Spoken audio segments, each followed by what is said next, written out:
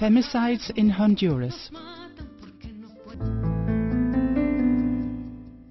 After almost 16 years of working on gender and human rights issues, I had never seen violence against women escalate so much in Honduras as in the past 2 years.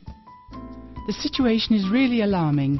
Every day that goes by, there are more orphans, more traumatized families, and fear takes over and paralyzes society. The authorities aren't punishing those responsible. Instead, they are justifying these murders and stigmatizing women. Simply documenting and revealing these cases to the world creates a life-threatening situation, but it remains a responsibility we cannot avoid.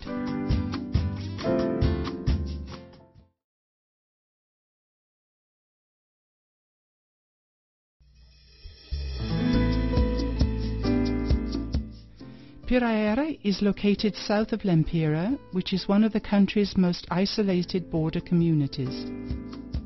Amanda Martinez lives in this corner of Honduras. She is a seamstress and the mother of 3 children. After 18 years of marriage, she decided to leave her husband in order to put an end to a life of torment and pain.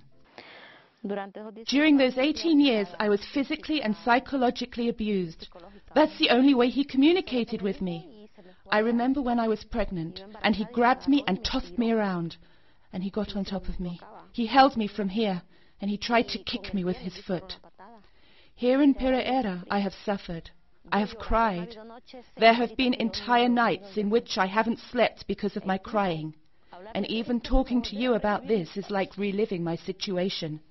It's like reopening an old wound. Each day, 41 complaints are filed nationwide due to domestic violence against women, and only 1 out of every 10 cases ends with a ruling that convicts the aggressor. Rina Gomez works in a rural area organizing women and raising the awareness of their rights. In Honduras, domestic violence is ranked first on the list of reported crimes nationwide. The indigenous woman is at a disadvantage in 3 ways: for being a woman, for being poor, and for being indigenous.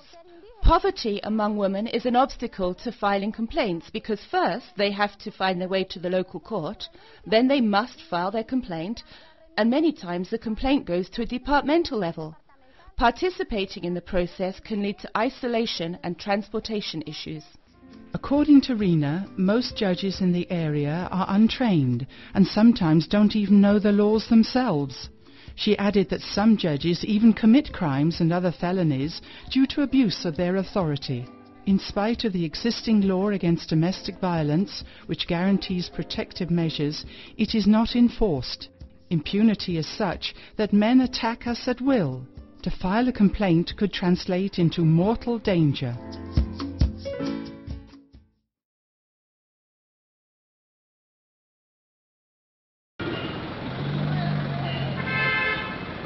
In July 2009 alone, after the coup d'etat, a femicide occurred once every 14 hours. The number of cases compared to 2008 increased by 60%. Carolina is one of hundreds of women who were victims of savage abuses during the resistance mobilizations against the coup d'etat. In a blink of an eye, I was being repressed. I begged a lady to let me get my children inside. My children, I said, please, at least my children. As my children watched me being beaten, the men screamed at me. Whore, bitch, trash, go ahead, carry on with the resistance. 3 of them were cobras, and 1 was a policeman. I'll never forget them. These guys hit me with batons. I only know that when I came to my senses again, I found my pants almost halfway down. I was bleeding from my rectum and from my private part. My children despise them. They yell at the policemen. My small boy called them murderers. After the coup d'etat, the body of women became a battlefield in which we were assaulted by the state itself. We sent a letter to the district attorney's office pleading with them to observe and monitor the compliance and respect of the human rights of women.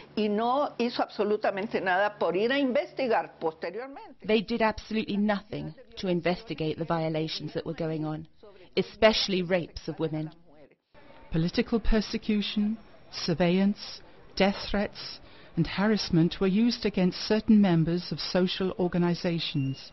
Illegal arrests of women occurred, who were then denied food, water and medication. The judiciary power colludes with law enforcement, as I call it. They collude in order not to apply justice, which puts us in a state of total helplessness.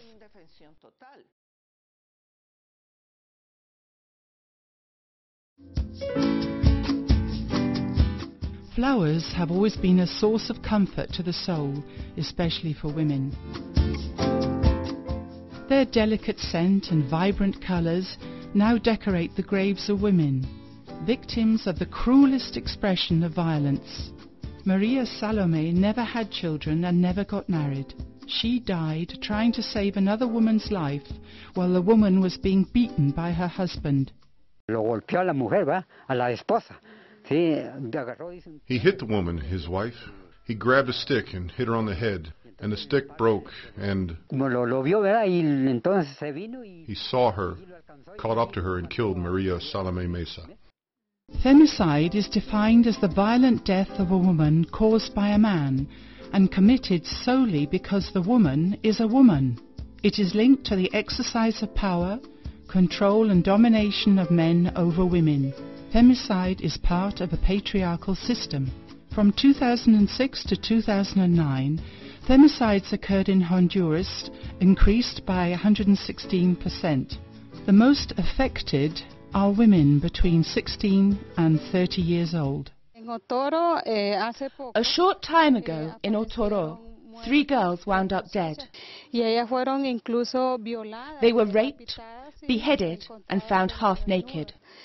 The case is unsolved, which worries us, the enormous unlawfulness of these cases. 78% of cases of femicides have an unknown aggressor. This clearly exposes an ineffective investigation system. The authorities tell us that women are dying because we are walking down the wrong path. They say this in order to justify the types of deaths that women are suffering. There is no doubt that the gravity of femicides isn't an individual or personal problem. It is both a public health and a state problem.